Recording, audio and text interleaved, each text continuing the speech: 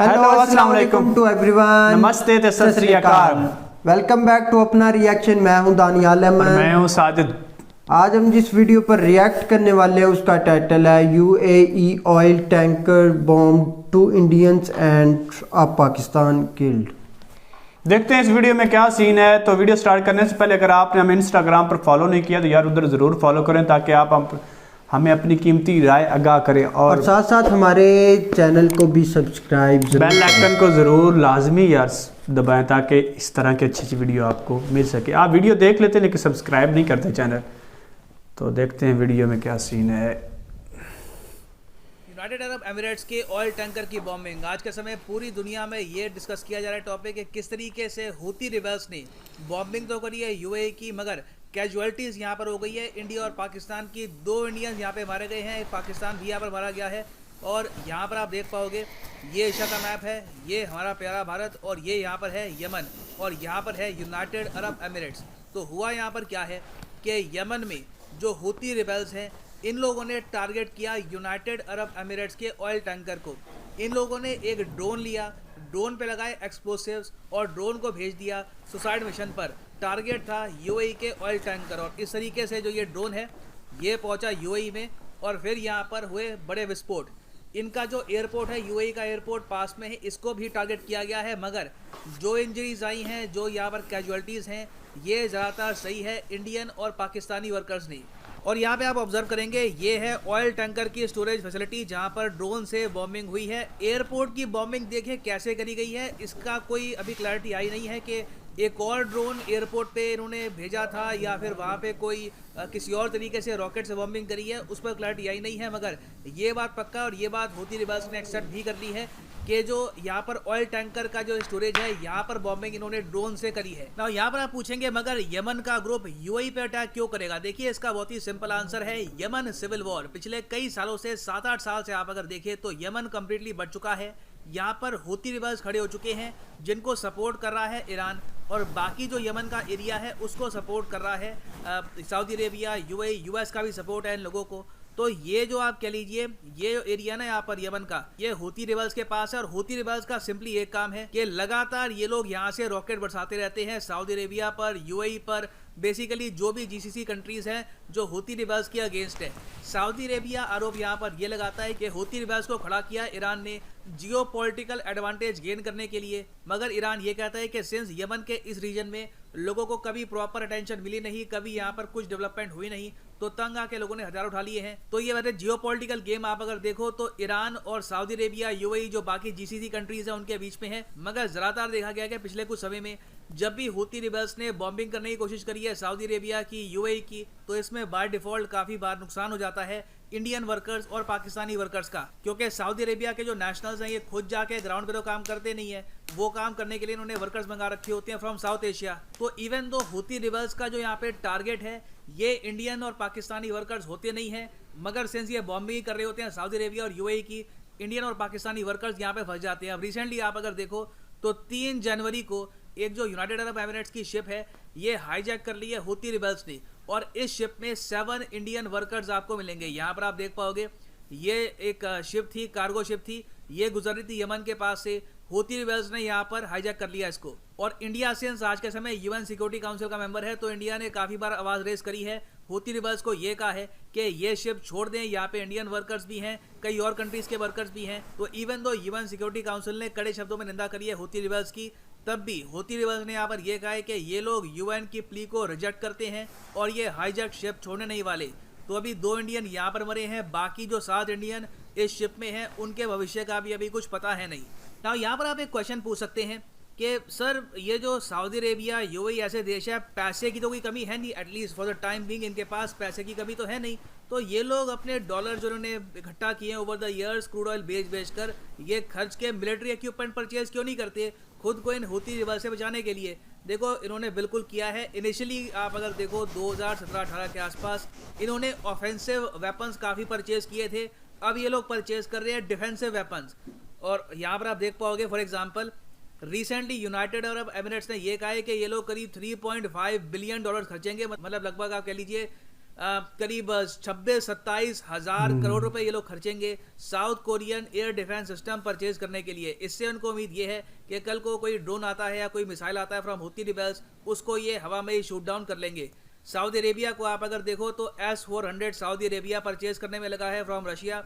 हालांकि सैंक्शंस का डर है मगर फिर भी बात चल रही है। फिर यूएई ने ये भी अभी डिसाइड किया है कि ब्रह्मोस भी ये परचेज कर सकते हैं। इस पर अभी मेरे बात चल रही है, ऑफिशियल अनाउंसमेंट हुई नहीं है, मगर जिस तरीके से डेवलपमेंट्स हो रही है बहुत ही जल्द पॉसिबिलिटी है कि फिलीपींस के बाद यूनाइटेड अरब एमिरेट्स बनेगा second country to buy the BrahMos missile. और ब्रह्मोस मिसाइल से इनको एबिलिटी ये मिलती है कि कल को अगर मान लो यूएई की कोई वॉरशिप है, ये यहाँ पर गल्फ ऑफ एडन के आसपास है, वो सीधा यहाँ पर हूती रिबल्स की बॉम्बिंग कर पाएगी विद हाई एक्यूरेसी। मगर घूम फिर के यहाँ पर इंडियन और पाकिस्तानी गवर्नमेंट को भी सोचना होगा कि कुछ ना कुछ मिलिट्री डिप्लॉयमेंट हमको यहाँ पर गल्फ ऑफ एडन, यहाँ पर यमन के आसपास करनी होगी, क्योंकि जिस तरीके से इंडियन और पाकिस्तानी वर्कर्स को टारगेट किया जा रहा है इससे इकोनॉमिक लॉस भी हो सकता है इंडिया और पाकिस्तान को इन द लॉन्ग रन। कई वर्कर्स हैं जो रेमिटेंस लेने के लिए जाते हैं फ्रॉम गल्फ कंट्रीज, हो सकता है कि कल को गल्फ कंट्रीज में जाए ही ना इन अटैक के डर से। तो यहाँ पे मैं आपसे पूछना चाहूंगा एक क्वेश्चन, क्या आप मानते हैं कि इंडिया को अपनी मिलिट्री डिप्लॉयमेंट इस रीजन में काफ़ी हद तक इंक्रीज करनी चाहिए to counter the Houthi rebels, या आप मानते हैं कि नहीं,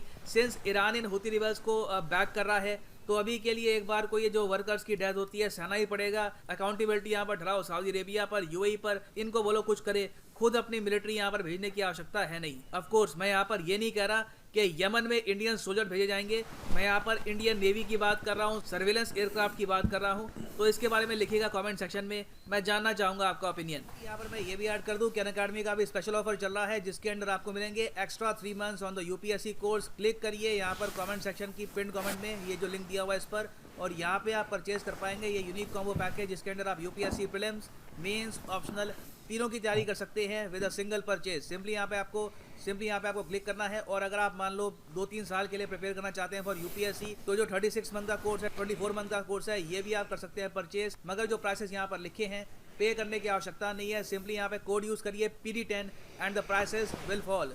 सो use the code and save money. So इसी नोट के साथ ये है वीडियो कान। Thank you for listening and as always God bless you all.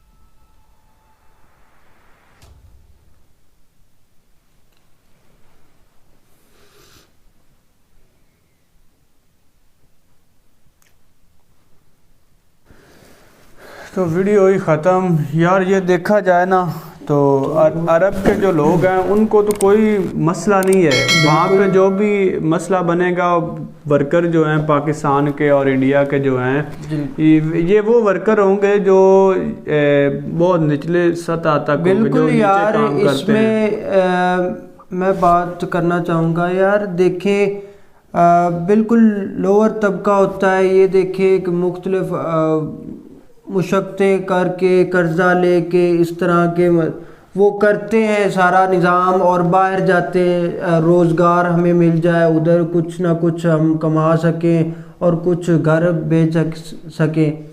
अब उधर ये सीन होता है कि ज़्यादातर ये जाते लोअर तबका के हैं। हाँ, मतलब बिल्कुल। आप देखें ना वो जाते हैं और जो सऊदी अरेबिया के हैं कफील, वो कफील टाइप उनको कहते हैं, उनके अंडर वो काम करते हैं। वो अपने दफ्तरों में बैठे हुए हैं, वो कोई काम नहीं करते, उन्होंने आगे मुलाजिम रखे होते हैं और ये सारा निज़ाम होता है यार। अब देखें जो भी खतरा होगा जारी बात है उनको तो कोई फर्क नहीं पड़ रहा, क्योंकि वो तो ऊपर बैठे होते हैं। ऑयल टैंकर पर बॉम्ब किया है उन्होंने, और देखें 2 इंडियन मारे गए और 1 पाकिस्तानी। अब देखें कितना उनको उन्होंने अपना क्या कहते हैं कि नुकसान उठाया है कि पाकिस्तान की एक फैमिली है और 2 फैमिलियां होंगी इंडिया की। यार ये बड़ी ना अलार्मिंग सिचुएशन है। अब देखें कितनी मुशक्क़त और मेहनत करके वो बाहर जाते हैं, कुछ ना कुछ कमाते हैं। और अब देखा जाए तो यार अगर ना यहाँ पे कोई मसला बन जाता ना, दूसरा यूए अमेरिका के किसी आदमी को, मतलब कि वो किसी को या किसी की डेथ कर देता या वैसे कर देता ना। अमेरिका की अगर बात करें तो अमेरिका अब भाई सुपर पावर है। अब उनके जो भी शहरी है ना, उधर की नेशनैलिटी है उसकी, और कहीं भी वो जाता है, ठीक है ना, वो कहीं भी जाता है, अगर वो गलत भी करता है ना तो फिर भी तो वो वो support कहते हैं नहीं नहीं ये ठीक है, ये राइट है, आप रॉन्ग है। अब देखा, ये बात है ना, अब ये सिस्टम देखा जाए, पाकिस्तान का जो बंदा मरा है वो तो पाकिस्तान तो उसके पीछे कुछ एक्शन नहीं लेगा, वो कहेगा चलो जो हो गया हो गया। नहीं इस तरह अब देखा जाए, अब इंडिया के ये जो होती है ना चीजें, ये फॉरेन मिनिस्ट्री के अगर ये कुछ हादसात हो जाते हैं तो फॉरेन मिनिस्ट्री से राब्ते में हो जाते हैं कि आपके ये फलां फलां इधर मर गए हैं या लेकिन कोई खबर तो नहीं देखी। अब इंडिया के 2 मरे हैं, उन्होंने देखो कैसे आर्टिकल बना दिया और कैसे उन्होंने बिल्कुल कर दिया। यार देखिए ये बड़ा मसला है, इसमें बेसिकली मेरे ख्याल से तो यूएई को पूरी प्रोटेक्शन देनी चाहिए। जो भी लेबर आते हैं आपके मुल्क में वो काम करने आते हैं, तो फर्स्ट ऑफ ऑल ये आपकी रिस्पॉन्सिबिलिटी में शामिल है कि आप उनको भी प्रोटेक्ट करें। अब देखा जाए तो इनकी जंग चल रही है ना सऊदी अरब और ईरान, मतलब वो सऊदी अरब वाले कह रहे हैं कि दहशतगर्द दोनों मुल्क देखें इस पे बात करता हूं मैं कि यार बेसिकली कहते हैं कि धर्मों पे या मजहबों पे मतलब ना ये आपस में दहशतगर्दी है, ये मजहब के नाम पर ये। यार मेरा एक क्वेश्चन जो है ना, क्वेश्चन देखे, ये भी तो 2 है ना मुल्क, दोनों मुसलमान है, लेकिन मेरे हिसाब से ना यार बंदे में ना ये कीड़ा है जो बार बार ना भुदक रहा है, और साथ वो पता नहीं क्या ये दुनिया करने वाली है। ये जो सऊदी अरब वाले हैं ना, ये काफ़ी ज़्यादा अमीर हैं, वो गरीब हैं, वो इसलिए अब देखा जाए ना तो इन्होंने पिछली दफ़ा एक बैन लगाया था पाकिस्तान पे कि पाकिस्तान के जो लोग हैं वो दहशतगर्द हैं।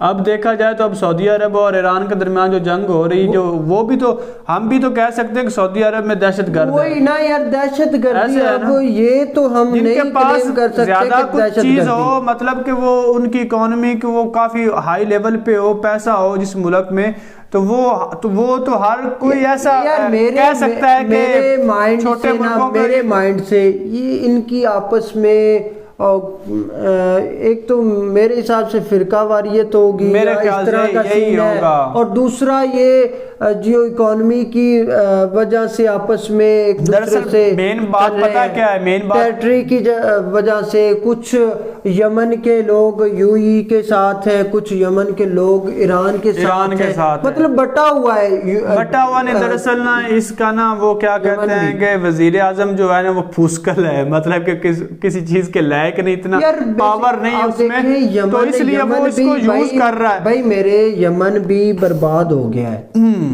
अच्छा वो काफी बर्बाद हो गया यमन। जिस चीज ने कोई तजर्बा करना ना वो यमन पे करता है। यार वही चीजें है ना, अब देखें तो दूसरी भी कंट्रीज हैं जो